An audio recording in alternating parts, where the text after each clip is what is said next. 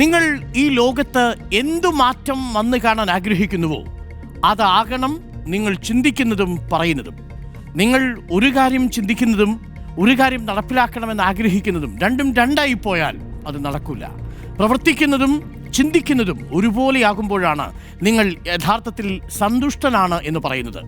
നാളെ മരിച്ചു പോകും എന്ന പോലെ ജീവിക്കുക, എന്നേക്കും ജീവിക്കണം എന്ന പോലെ പഠിപ്പിക്കുക.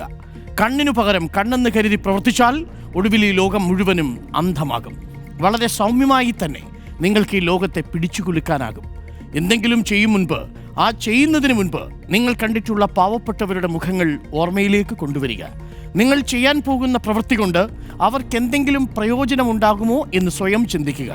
ഈ പറഞ്ഞതെല്ലാം ഗാന്ധി സൂക്തങ്ങളാണ്. നമ്മൾ താലിസ്മാൻ എന്ന് പറയുന്നു. ഫലം ഇച്ഛിക്കാതെ കർമ്മം ചെയ്യുക എന്നത് വളരെ പ്രധാനമാണ്. പ്രിയപ്പെട്ടവരെ, നാളെ ഈ ലോകം അവസാനിക്കുന്നു എന്ന് കരുതിയാൽ നിങ്ങൾ ഇന്ന് എന്ത് ചെയ്യും? നിങ്ങൾ ഏതെങ്കിലും ശത്രുവിനെ ഉന്മൂലനം ചെയ്യുമോ?